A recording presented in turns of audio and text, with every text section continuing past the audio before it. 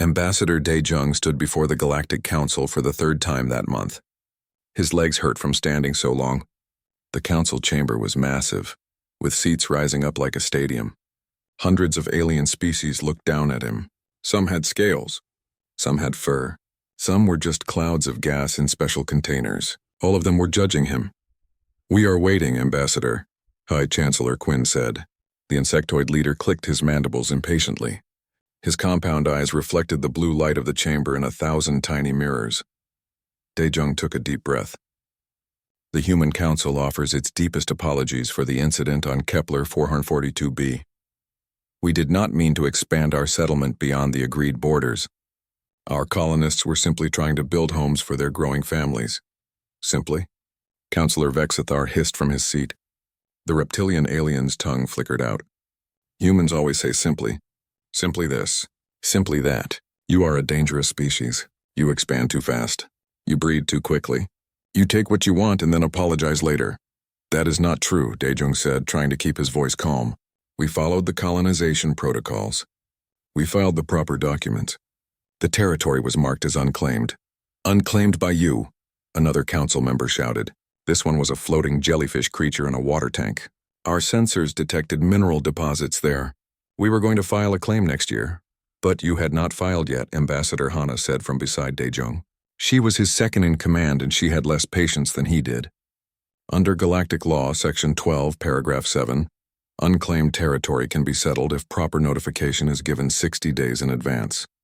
We gave 90 days notice." The council chamber erupted in angry sounds. Clicks, hisses, roars, and electronic screeches filled the air. High Chancellor Quinn banged his gavel, which made a sound like breaking glass. "Silence," Quinn commanded. "Ambassador Hana, your knowledge of the law is correct. However, the spirit of galactic cooperation suggests that humans should have waited, should have asked permission, should have made sure no other species had interest in that location." Daejung felt something break inside him. Should have. They always said should have. For 50 years, humanity had been part of the Galactic Council. For 50 years, they had apologized. For 50 years, they had asked permission for everything. And for 50 years, other species had treated them like children who could not be trusted. "What does the Council demand?" Daejung asked quietly. Quinn's antennae twitched. "The Human Council must abandon the new settlement. All structures must be dismantled. The colonists must return to their previous locations. Additionally, humans must surrender control of their autonomous defense systems in that sector. As proof of peaceful intentions, our defense systems?" Hana stepped forward, her voice rising. "Those protect our citizens from pirates and raiders. You are asking us to leave our people defenseless. We are asking you to trust the Galactic Council's protection," Vexthar said smoothly. "Unless humans have something to hide? Some reason you need weapons pointed at your neighbors?" Daejung put a hand on Hana's arm, stopping her from speaking. He looked around the chamber. Not one species stood up for humanity. Not one voice said this was unfair. The Dravik species had expanded into 3 systems last year without asking anyone. The Karathi had strip-mined an entire moon and nobody said a word. The Zellans had literally blown up a planet to harvest its core, and the council called it efficient resource extraction. But humans built a city, and it was a crime. "We will take your demands back to Earth," Daejung said. His voice sounded hollow even to himself. "The Human Council will review them and provide a response within 30 days. "Unacceptable," Quinn said. "We require an answer now. Will humanity comply, or will you force the Council to take action?" There it was. The threat. Comply or be punished. Daejung had heard it so many times. He looked at Hana. She was angry, her jaw tight, her hands in fists. He looked at the viewing screen where millions of humans across Earth and the colonies were watching. He thought about his daughter, who had asked him last week why humans had to say sorry all the time when nobody else did. "Humanity will comply," he said. The words tasted like poison. The council dismissed them with barely a nod. Daejung and Hana walked out of the chamber through the long corridor. Other ambassadors passed them, some smirking, others looking away quickly. Nobody offered sympathy. Nobody said the council was being unfair. Back in the human diplomatic suite, Hana threw her datapad across the room. 50 years! 50 years of this garbage. We beg, we apologize, we comply, and they still treat us like we are barbarians. Daejung sat down heavily. He was 60 years old and had served as ambassador for 20 of those years. He was tired. So tired, what choice do we have? He asked quietly. They have bigger fleets, more advanced weapons. If we refuse, they could blockade Earth, cut off our trade routes, starve our colonies, could they? Hana walked to the window. Outside, alien ships moved through space like schools of fish. Or is that what they want us to believe? Daejung, have you noticed something? The Council never actually enforces anything on other species, only on us. Because other species do not break the rules. No, Hana turned to face him. Because other species do not apologize. They do not explain. They just do what they want, and when the Council complains, they ignore it. Eventually, the Council just accepts it and moves on. Daejung sat up straighter. What are you saying? I am saying that we have been playing a game where only we follow the rules. Every time we apologize, every time we explain ourselves, we are giving them ammunition. They use our words against us. They twist our honesty into admissions of guilt. Hana pulled up her datapad's backup files. Look at this. I have been tracking Council actions for 5 years. The Draviks expanded illegally 17 times. 0 consequences. The Karathi have violated mining regulations 43 times. 0 consequences. The Zelans destroyed an inhabited moon. 0 consequences. Humans build one city in unclaimed space and we are called aggressive invaders. They are more powerful than us. Are they? Hana pulled up military data. Our weapons technology is actually more advanced than 60% of Council species. Our ships are faster than most. Our population is growing while theirs are stagnant or declining. They are not punishing us because we are weak. They are punishing us because we let them. Daejung stood and walked to the window. He watched the alien ships for a long time. He thought about his daughter, about the human colonists who would lose their homes, about the defense systems they would have to surrender, about the next time they would be called before the Council to apologize for existing. What if we stopped? He said quietly. Stopped what? Stopped explaining. Stopped apologizing. Stopped asking permission. He turned to look at Hana. What if we just did what other species do? Act and let the Council complain. Hana stared at him. You mean refuse their demands? I mean ignore them completely. Build where we want. Keep our defenses. Expand our territory. And when they call us to the Council, we say nothing. They will threaten us, they threaten us now, while we are being obedient. Daejung felt something he had not felt in years. Hope. Hana, we need to go to Earth. We need to talk to President Yuna. We need to propose something radical. What? The silence protocol. Humanity stops explaining itself. We stop treating the Council like parents who need to approve our every move. We are not children. We are not prisoners. We are a sovereign species and it is time we acted like it. Hana smiled. It was a fierce smile. When do we leave? Now. They walked out of the diplomatic suite and did not look back. The shuttle landed in Seoul at midnight. Daejung and Hana went straight to the United Humanity Command Center, a building that sat in the heart of the city like a fortress. Guards checked their identification 3 times before letting them through. The building never slept. Inside, people worked at all hours coordinating human colonies across 20 star systems. Admiral Hyun met them at the security checkpoint. He was a tall man with gray hair and suspicious eyes. This better be important. I was at my daughter's birthday party. It is important, Daejung said. We need to see President Yuna immediately. At midnight? Yes. Something in Daejung's voice made the Admiral stop asking questions. He led them through the building to a secure conference room. President Yuna arrived 20 minutes later wearing casual clothes instead of her usual formal suit. She looked tired but alert. Ambassador Daejung, Ambassador Hana. Admiral Hyun tells me this is urgent. It is, Madam President. Daejung activated the room's holographic display. The Galactic Council has demanded we abandon our Kepler 442b settlement and surrender our defensive systems. Yuna's expression hardened. On what grounds? The usual grounds. They claim we are being aggressive, that we are expanding too fast, that we need to prove we are peaceful. We have proven we are peaceful for 50 years, Yuna said quietly. What more do they want? Submission, Hana said. Complete submission. Madam President, we did not come here to discuss the Council's demands. We came to propose an alternative. The door opened and two more people entered. Dr. Tae Yang, the government's chief xenopsychology expert, and Jin Woo, the head of intelligence operations. They must have been called the moment Dai Jung and Hana landed. Everyone is here, President Yuna said. Speak freely. Dae Jung took a breath. I propose we implement what I am calling the silence protocol. Humanity will stop explaining itself, stop apologizing, stop asking the Galactic Council for permission to exist. Admiral Hyun laughed. It was not a happy sound. You want to declare war on the entire galaxy? No. I want us to stop acting like we are guilty of something. Every species in the Council does what they want and ignores complaints. Only humans apologize. Only humans explain. Only humans comply with every demand. Because we are the newest members, Dr. Tae Yang said, it is natural to be cautious when you are new. We have been members for 50 years. Hana countered. How long until we are not new? 100 years, 1,000? The Council keeps us in this position on purpose. Jinwoo had been quiet, but now he spoke. She is right. I have evidence. He pulled up files on the holographic display. For the past 10 years, I have been collecting data on Council actions.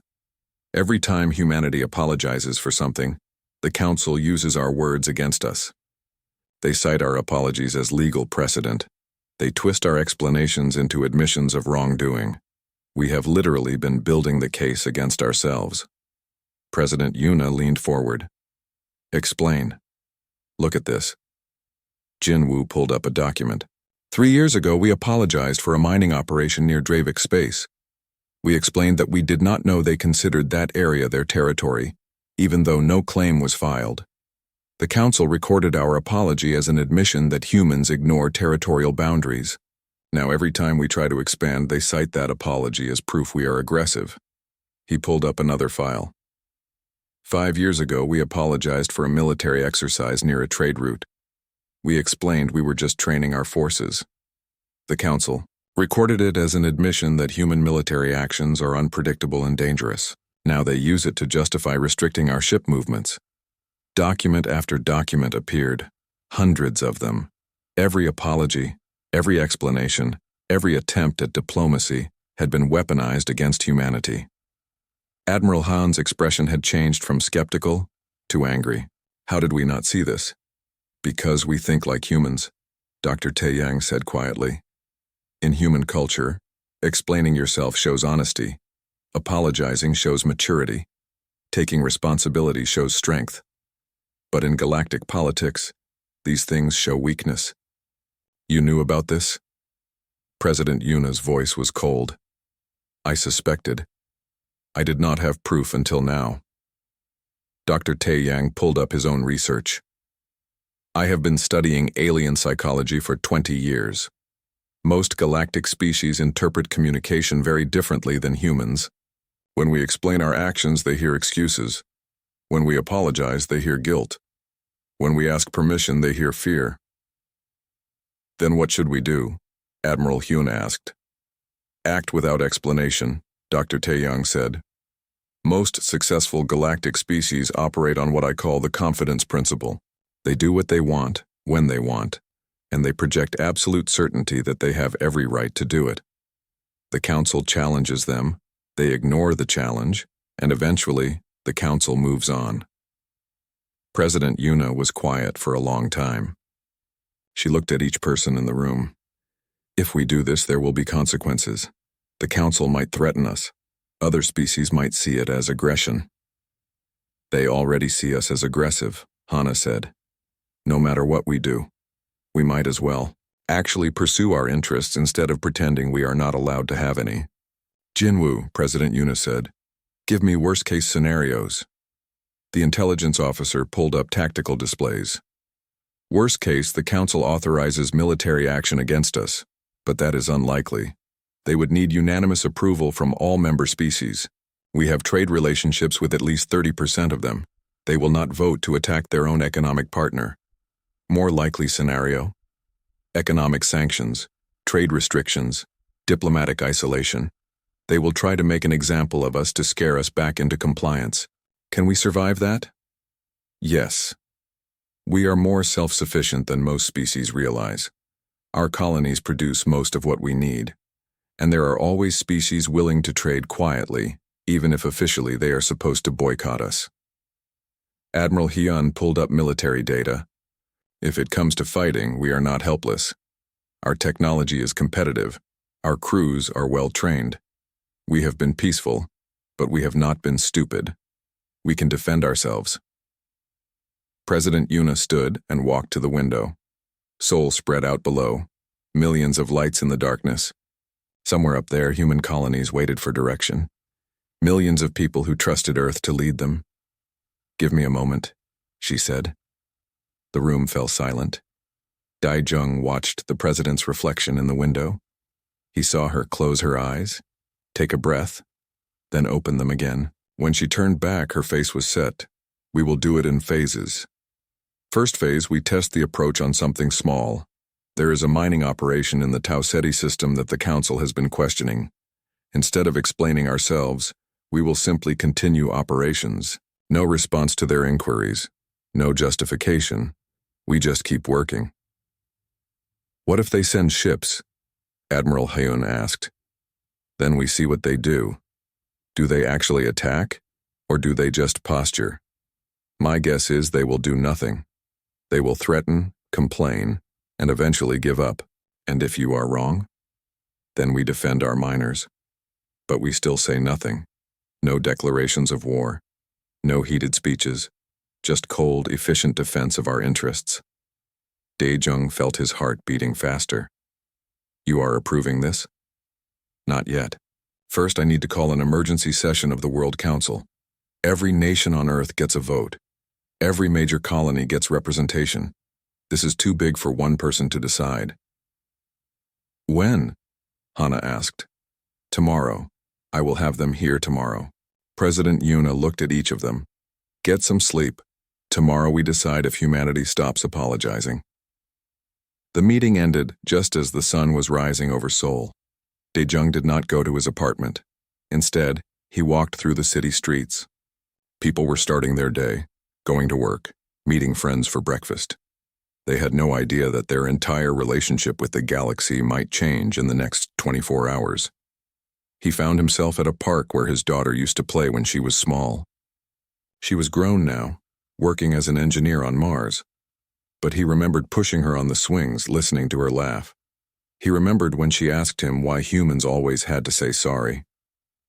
He pulled out his communication device and sent her a message. "Things might get difficult soon, the galaxy might get angry at us, but I think we are finally going to stand up for ourselves. I think we are finally going to stop letting them treat us like children. I love you. Stay safe." Her reply came fast. She was awake. "It is about time, Dad. We have been ready. Earth is always the one being cautious. The colonies have wanted this for years. We are proud of you." Dae-jung smiled.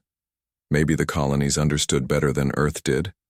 Out there in the frontier, far from the Galactic Council's oversight, humans had learned to be tough, to be self-reliant, to not ask permission for every little thing. Maybe it was time Earth learned that lesson too.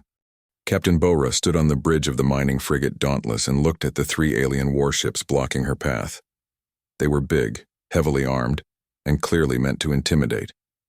Behind her ship, the mining operation on asteroid 2847 Beta continued. Drills hummed. Ore processors clanged. 60 human workers went about their jobs like nothing was wrong. "Captain, they are hailing us again," her communications officer said. "5th time in the last hour."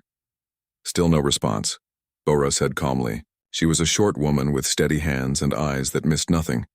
She had been a mining captain for 12 years and had dealt with plenty of trouble. But this was different. This was the first test of the silence protocol. "Ma'am, they are powering up weapons," her tactical officer reported. Young man, nervous but reliable. "Not targeting us yet, just making a show of it." Noted. "Continue mining operations." On the view screen, the lead alien ship moved closer. It was a Velcor cruiser, angular and aggressive looking, The other two were Nereth destroyers, smaller but fast. Together they outgunned the Dauntless 3-1, but the Dauntless was not a warship. It was a mining vessel with a small crew and basic defensive shields. Bora's second-in-command, a man named Tai Min, leaned close. "Captain, maybe we should at least acknowledge them. Tell them we have rights to this asteroid." "No," Bora said. "Our orders are clear. No explanations, no justifications. We just keep working." "What if they attack? Then we defend ourselves and still say nothing." The communication panel lit up again. This time, a video signal. The alien commander's face appeared on the screen without Bora accepting the call. Rude, but typical of the Velcor species. They believed their size gave them authority over everyone. "Human vessel," the Velcor commander said. His face was covered in blue scales and his eyes were like a snake's. "You are operating in Velcor territory without permission. You will cease operations immediately and depart this system." Bora looked at the screen but said nothing. She sipped her coffee. "Did you hear me, human? I am Commander Thax of the Velcor Imperial Fleet. You will respond." Bora gestured to her communications officer, who muted their end completely. No sound would go out, no signal, nothing. She turned her chair away from the view screen and pulled up mining reports. On the screen, Commander Thax's face turned darker blue, angry. "This is your final warning. Cease operations or we will fire upon you." Bora checked the numbers. They had extracted 43 tons of refined titanium so far. The quota was 60 tons. They needed another 6 hours of work. "Captain," Taman said quietly. "He really might shoot." "Maybe," Bora agreed. "But I do not think so. If he was going to shoot, he would have done it already instead of talking." She was right. 3 hours passed. The alien ships moved around, making aggressive maneuvers. They locked targeting sensors on the Dauntless. They sent more messages, each angrier than the last, but they did not fire. At the 6-hour mark, Bora stood up. "Mining complete. All personnel return to ship. We are leaving." The Dauntless pulled away from the asteroid slowly, methodically. Bora did not hurry, did not act scared. Just departed at normal speed like the alien warships were not even there. Commander Thax sent one last message. "This is not over. The Galactic Council will hear about this." Bora still said nothing. The Dauntless jumped to faster than light speed and headed home. The incident made news across the galaxy within hours. A human ship had ignored Velcor commands, had refused to even respond, had just kept working like the mighty Velcor. Imperial fleet was nothing more than background noise. On Earth, President Yuna watched the reports with Ambassador Hana beside her. "First test passed," Yuna said. "The Council is calling for an emergency session," Hana reported. "They are demanding Ambassador Daejung appear before them. He will go, but he will not speak." 3 days later, Daejung stood in the Galactic Council chamber for the 4th time that month. But this time was different. He was not nervous. His legs did not hurt. He stood with his hands behind his back, his face calm, and he said absolutely nothing. High Chancellor Quinn's antennae were vibrating with anger. "Ambassador Daejung, we have called you here to explain the actions of the human vessel Dauntless. That ship violated Velcor territorial claims and refused to respond to direct military orders." Daejung looked at Quinn but said nothing. "Did you hear me, Ambassador?" Silence. Counselor Vexthar stood up. "This is outrageous. The ambassador must respond. The council demands answers." Daejung's expression did not change. He just stood there, calm and quiet. The council chamber erupted in confusion. This had never happened before. Ambassadors always spoke, always explained, always tried to defend their actions. The whole galactic legal system was built on getting species to justify themselves, then using their words against them. Quinn banged his gavel repeatedly. "Order! Order!" He looked at Daejung with his compound eyes.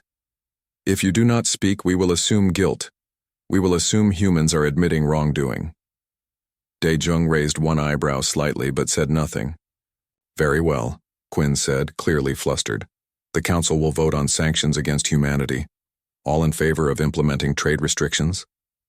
Normally, this was where the human ambassador would panic, would start apologizing, would beg for mercy, would promise to do better. But Daejung just stood there. The vote was called. Out of 200 council members, 70 voted for sanctions. That was not enough. You needed 2/3 majority for sanctions. The vote failed. Quinn looked shocked. This session is adjourned. Daejung turned and walked out without bowing, without thanking the council, without any of the usual diplomatic niceties. He just left. In the corridors, other ambassadors stared at him. Some looked angry. Some looked confused. A few looked almost impressed. Ambassador Hana was waiting outside. Well, they voted on sanctions. Did not pass. Not enough support. Because our trading partners do not want to lose access to human goods, Hana said with satisfaction. Jinwoo was right. Economics beats politics.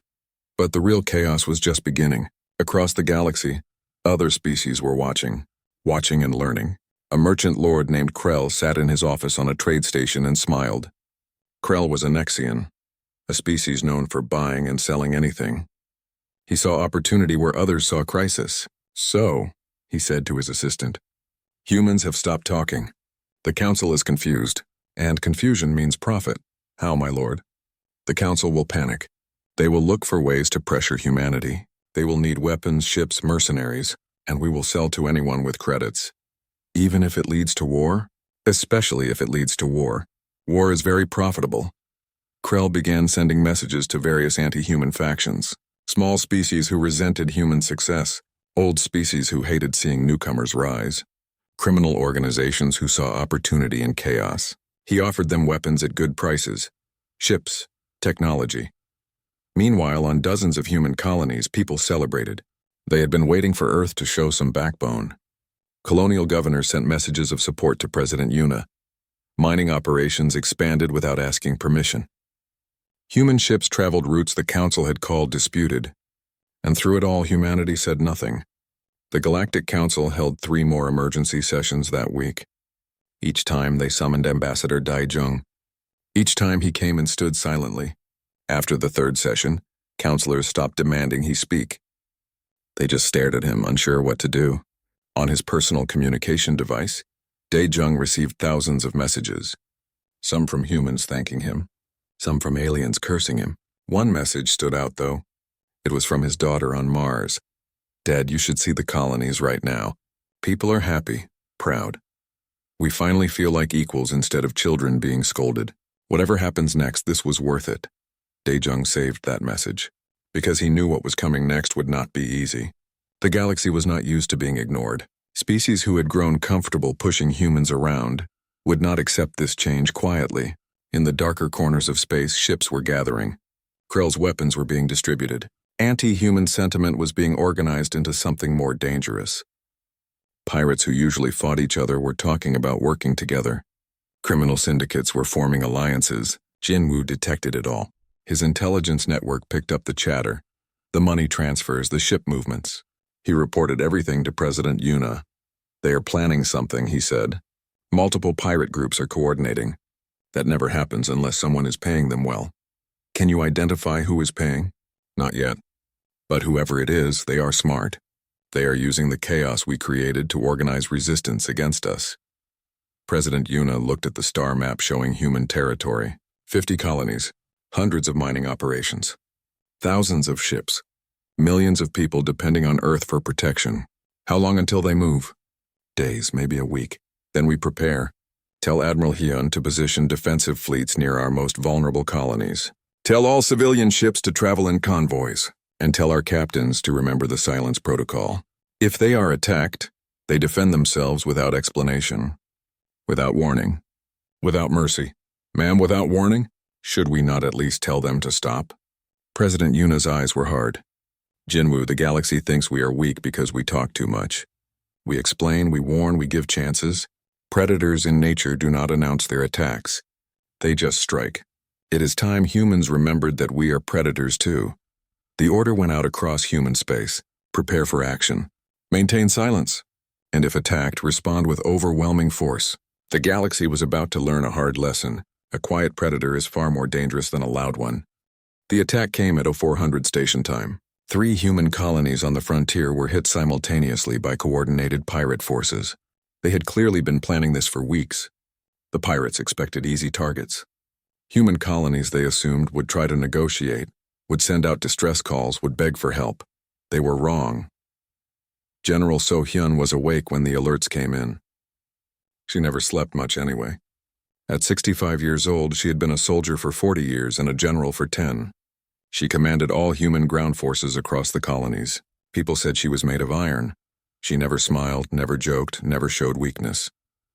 3 colonies under attack, her aide reported. New Jeju, Hansong Station, and Prosperity Settlement. Pirates are demanding they surrender their supplies and ore. How many pirate ships? 15 at New Jeju, 20 at Hansong. 12 at Prosperity, So-hyun pulled up tactical displays. The pirates had chosen well. All 3 colonies were small, lightly defended, far from major military bases. Under the old rules, humanity would send diplomats, would try to negotiate, would ask the Galactic Council to mediate, deploy immediate response, So-hyun said. Kill them all. Her aide, a young man named Jae-hoon, hesitated. Ma'am, should we not issue a warning first? Give them a chance to withdraw? So-hyun looked at him with eyes like stone. Lieutenant, when a wolf attacks a deer, does the deer warn the wolf first? No, but we are not animal. Yes, we are. Very successful animals who forgot to act like it. The old humanity would have negotiated, would have offered the pirates food and supplies to leave, would have apologized for being in their way. The new humanity removes threats efficiently.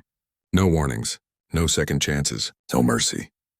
She activated communication with the 3 military response fleets she had positioned near the frontier. This is General So-hyun.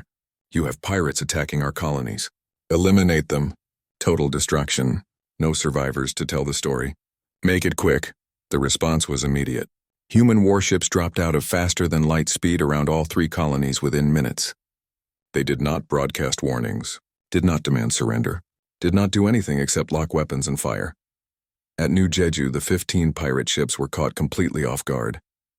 They were in the middle of landing troops on the colony when 3 human destroyers appeared. The pirates sent frantic messages asking what was happening, demanding to talk. The human ships said nothing. They just fired. The battle lasted 4 minutes. 15 pirate ships became 15 clouds of debris. Not one escaped. At Hansong Station, the 20 pirate ships at least saw the human fleet coming. They tried to run. 5 of them managed to jump to faster than light speed. The other 15 were destroyed before their engines could charge.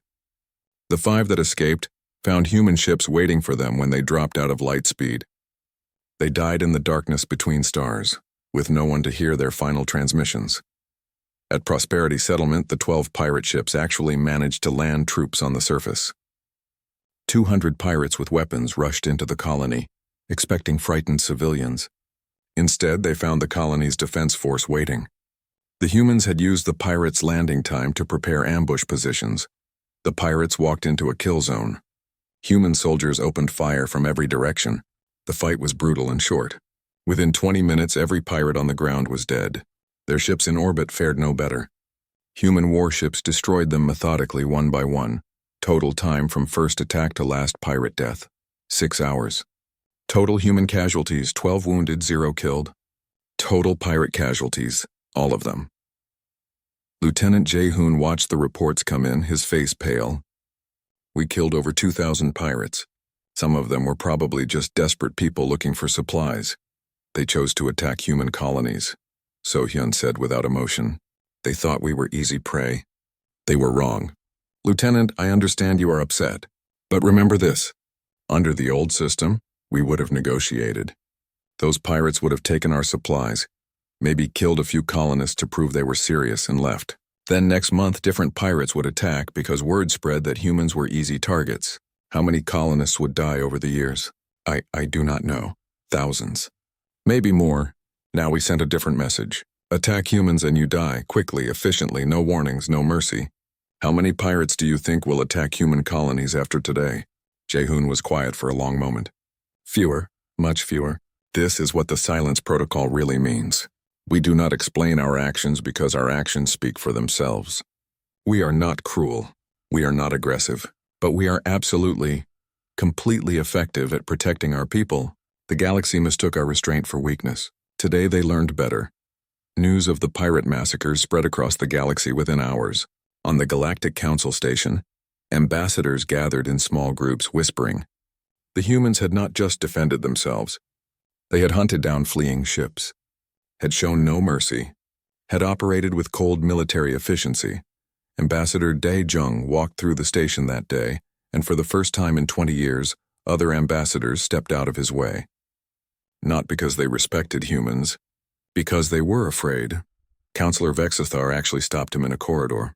Ambassador, the Council is concerned about human military actions. Surely you could explain. Dae Jung looked at him with empty eyes and said nothing. He simply walked past, leaving the reptilian alien standing alone. Back on Earth, Ambassador Hana was coordinating intelligence with Jin Woo. He had been tracking the money that paid for the pirate attacks. I found the source, Jin Woo said. Merchant lord named Krell, Nexian species.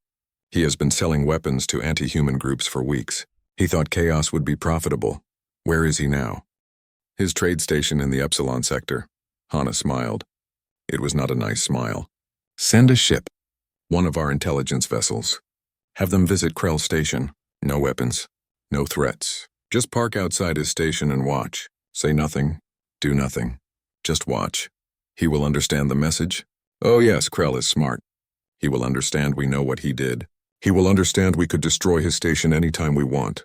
And he will understand we are choosing not to. For now, that will scare him more than any threat.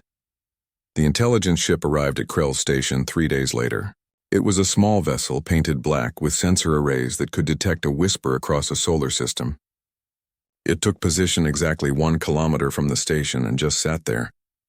Inside the station, Krell watched the human ship on his monitors and felt fear for the first time in his long life. The ship did not hail him, did not demand anything, just watched, like a predator watching prey, waiting. Krell sent nervous messages to the ship. Human vessel, what are your intentions? This is neutral territory. You cannot attack here. No response. I am a legitimate businessman. I have done nothing wrong. No response. The ship just watched. For 3 days.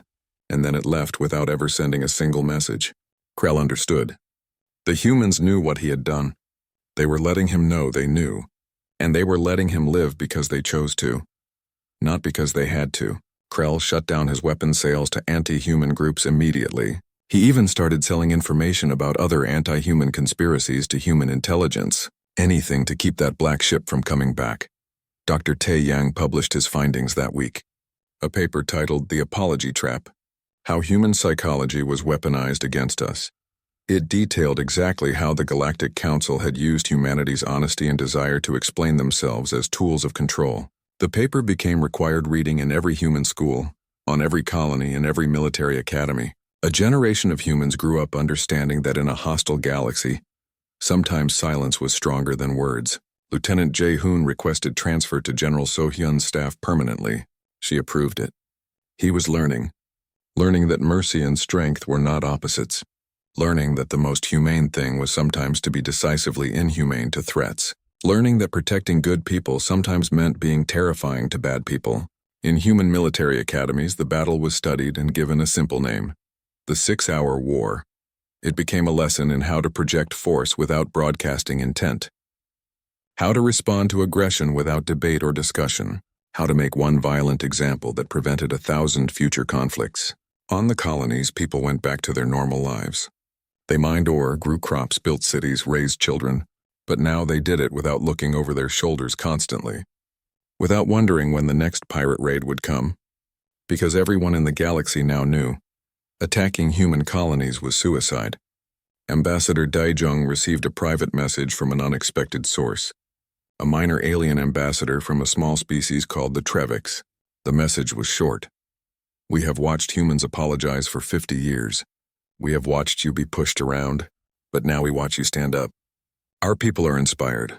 Perhaps we too should stop explaining ourselves. Thank you for showing it is possible. Dae Jung showed the message to Hana. She smiled. We did not just change human position in the galaxy. We showed other species they do not have to accept being treated as lesser either. The Council will hate that. Yes, they built their power on making species doubt themselves. on making them feel they needed council approval for everything. We broke that illusion. Now others will break it too. President Yuna addressed the United Humanity Council that week. Her speech was broadcast across all human territory, and secretly to dozens of alien worlds whose people were tired of being told what to do. We did not seek conflict, she said. We did not want to prove our strength through violence. But when forced to choose between explaining ourselves endlessly and protecting our people effectively, we chose our people. We will always choose our people. And we will never again apologize for doing what is necessary to keep them safe. This is not aggression. This is existence. And we have every right to exist without asking permission. The speech was short, just 2 minutes, but it said everything that needed to be said. Humanity was done explaining itself. The galaxy could accept that. Or the galaxy could learn the hard way what happens when you mistake patience for weakness. Most species chose to accept it. 6 months after the Silence Protocol began, Ambassador Dae-jung walked through the Galactic Council station and noticed everything had changed. The corridors felt different. Other ambassadors no longer smirked when they saw him. They nodded respectfully. Some even stepped aside to let him pass first. The station itself looked the same. Same towering architecture, same blue lighting, same hundreds of alien species moving through the halls. But the atmosphere was completely different. Humanity was no longer the galaxy's punching bag. They were a power that had to be taken seriously. Dae-jung met with Ambassador Hana in their diplomatic suite. She was training their newest ambassador, a young woman named Young-mi who had just arrived from Earth. Remember, Hana was saying, speak only when necessary. Never apologize for human actions. Never explain unless specifically asked. And even then, keep answers short. Project confidence, not aggression. Let your silence speak louder than their words. Young-mi nodded, taking notes on her data pad. And if they threaten us? You say nothing. You note the threat, report it to Earth, and continue with your business. Threats only work if the person being threatened shows fear. We show nothing. Dae-jung sat down and poured tea. How are things on Earth? Busy, Young-mi said. President Yuna is negotiating new trade agreements with 17 species. On our terms for the first time ever. Colonial expansion is at record levels. Applications for settlement permits have tripled. And the Galactic Council? Quiet, very quiet. They have not summoned a human ambassador for 3 months. Hana smiled. Because they finally understand we will not come just because they call. We will come when it serves human interests, not when they demand our presence. The door chimed. An alien messenger stood outside looking nervous. He was a small furry species called the Pilthic. Ambassadors, I bring a message from High Chancellor Quinn. He requests... No, he asks if you would be willing to meet with him. At your convenience, at your convenience. Not a summons, not a demand. A request. Dae-jung exchanged looks with Hana. Tell the Chancellor I can meet him tomorrow at 1400 hours. Here or in the council chamber? Here in our diplomatic suite. The messenger looked shocked. The High Chancellor coming to a human office instead of demanding humans come to him. But he bowed and left to deliver the message. We are making them come to us now, Young-mi said with wonder. Because we can, Hana replied. Because we proved we do not need them more than they need us. Galactic trade has reorganized around humanity over the last 6 months. We produce high-quality goods efficiently. Our ships are reliable. Our word is trusted. Dozens of species prefer to trade with us rather than dealing with council bureaucracy. The next day, High Chancellor Quinn arrived exactly on time. The insectoid leader looked smaller somehow, less imposing than he had 6 months ago. Or maybe Dae-jung had just stopped being intimidated. Chancellor, Dae-jung greeted him simply. Not overly formal, not cold, just professional. Ambassador Dae-jung, thank you for seeing me. Quinn sat in the chair offered to him. His antennae drooped slightly. I will be direct. The Council wishes to reset our relationship with humanity. Reset how? We recognize that our previous approach was counterproductive. The Council was formed to maintain order, but perhaps we focused too much on controlling newer species rather than integrating them as true equals. Dae-jung sipped his tea and said nothing. Let Quinn keep talking. The Council would like to propose new terms. Humans would have full voting privileges on all matters, not just limited participation. Your trade restrictions would be lifted. Your colonies would be recognized as sovereign territory without need for constant approval. In exchange for what? Nothing. We are offering this unconditionally, Hana spoke up. Why? Quinn's compound eyes reflected the office lights. Because the galaxy is changing. 3 other species have adopted what they call the Silence Protocol. They saw humanity's example and decided they would no longer accept being treated as lesser. The Council can either adapt or become irrelevant. We choose to adapt. Which 3 species? Daejung asked. The Trevix, the Marana, and the Korthal. All smaller species who had been, as you put it, the galaxy's punching bags. They watched you stand up for yourselves and decided to do the same. The Council can no longer function as it did. We need a new system. One based on actual mutual respect, not fear and control. Daejung stood and walked to the window. Outside, ships moved through space. Human ships, alien ships, all coexisting. Chancellor, 6 months ago you threatened to blockade Earth if we did not surrender our defense systems. I remember. Now you come here offering us everything we wanted, asking nothing in return. Forgive me if I am suspicious. You have every right to be suspicious, Quinn said quietly. The Council treated humanity poorly. We used your honesty against you. Your desire to cooperate. Your willingness to explain yourselves. We built a system designed to keep you subordinate. And we told ourselves it was for the good of galactic peace. We were wrong. There was silence in the room. Daejung looked at Hana. She gave a small nod. We will consider your proposal, Daejung said. But understand this. Humanity will never return to the old way. We will not apologize for existing. We will not ask permission to pursue our interests. We will not explain every decision to a council that has no authority over us. We understand. That is precisely why we are proposing these changes. The council wants to be a forum for cooperation, not a tool of control. Then we will review your proposal and give you an answer within 30 days. Quinn stood to leave, then paused. Ambassador, may I speak personally, not as High Chancellor? Of course. I have been part of the council for 40 years. I have seen many species join. Some tried to dominate. Some were consumed by others. Humanity was different. You were genuinely peaceful, genuinely interested in cooperation, and we punished you for it. Made you feel guilty for being human. I am ashamed of that. Personally ashamed. Daejung studied the insectoid leader. Quinn seemed sincere. Thank you for saying that. After Quinn left, young Mi looked at Daejung. Will we accept their proposal? Probably. But we will take our 30 days to review it carefully. Never accept the first offer, even if it is good. Make them wait. Make them understand that human cooperation is valuable, not guaranteed. I have so much to learn, Young Mi said. You are learning fast. Come. We have a meeting with the Trevix ambassador. They want to coordinate strategies for dealing with council bureaucracy. Now that we are not the only ones using the silence protocol, we should work together. The meeting with the Trevix ambassador was enlightening. Ambassador Kilvar was a small alien, barely a meter tall with blue skin and large eyes. His species had been part of the council for 100 years and had always been treated as unimportant. You changed everything, Kilvar said. When you stopped apologizing, when you just acted with confidence, you showed us it was possible. The council had convinced us we were small, weak, unimportant, but we are not. We have resources they need. We have territory they want. We just forgot we had the right to refuse them. What did you do? Hana asked. We stopped attending council sessions that did not serve our interests. We started trading directly with other species without asking council permission. We expanded our territory. And when the council summoned us to explain ourselves, we did what you did. We said nothing. Just looked at them and walked away. How did they respond? At first anger, then confusion, then acceptance. They realized they could not force us to comply. Just like they could not force you. Now they negotiate with us as equals. Daejung smiled. I am glad we could help. Help? Ambassador, you started a revolution. A quiet revolution, but still a revolution. The council's power was built on making species doubt themselves.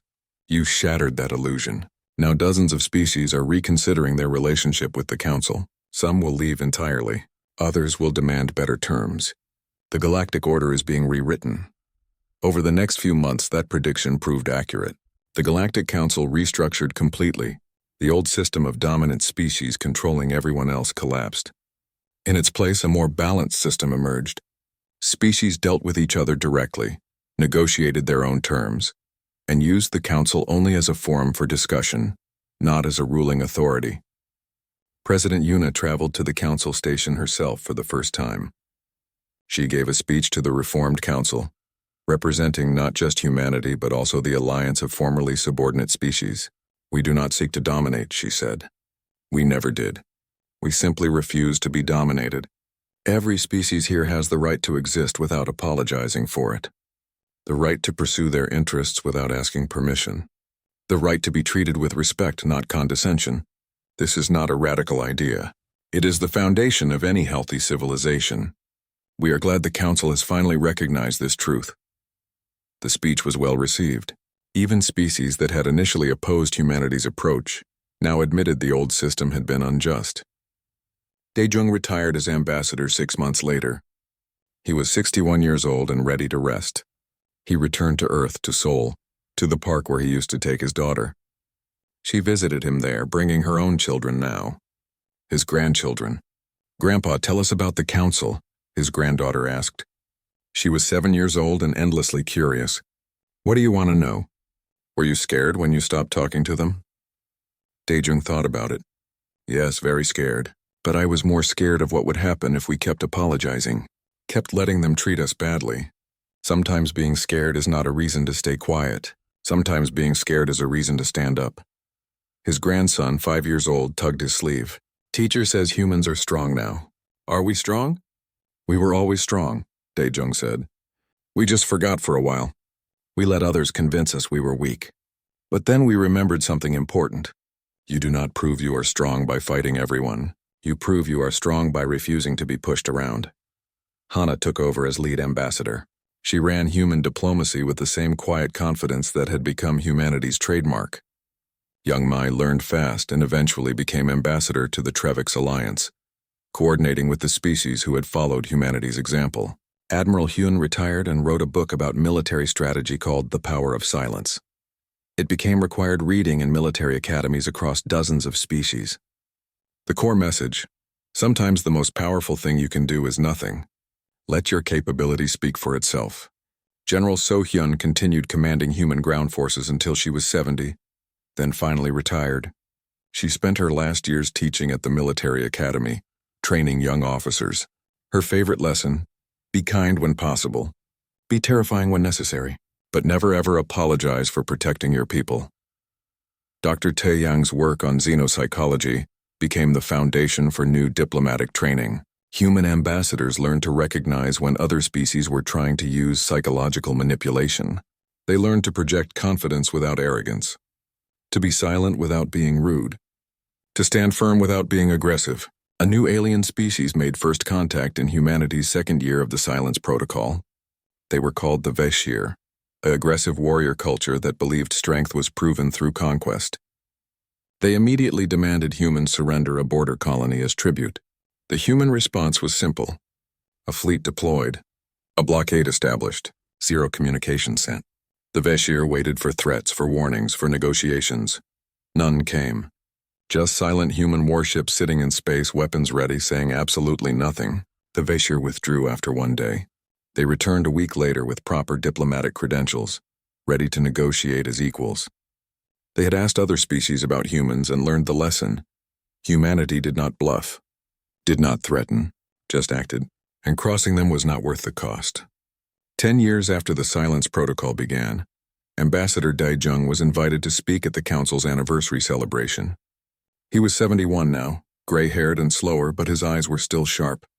He stood before the assembled ambassadors of 200 species and said, 10 years ago I stood in this chamber and was told humanity needed to prove we were peaceful, to surrender our rights, to apologize for existing. Today I stand here as a representative of a humanity that proved something different. We proved that peace does not mean weakness, that cooperation does not mean submission, that being civilized does not mean allowing others to walk over you. We stopped explaining ourselves, and the galaxy finally understood us, not because we became aggressive, but because we became confident. The day humanity stopped explaining itself was the day we finally became ourselves. Thank you. He sat down to applause from every species in the chamber. Even Vexthar, now retired but attending as an honored elder, nodded in respect. That night, Daejung stood at the window of his hotel and looked out at the galaxy. Millions of stars, thousands of species, all coexisting in a balance that was healthier than it had been in centuries. Humanity had not conquered anyone, had not dominated anyone. They had simply refused to be dominated themselves, and in doing so, they had shown others that the same was possible. The galaxy had learned to respect those who act with quiet confidence. And humanity had learned that sometimes the most powerful statement is silence.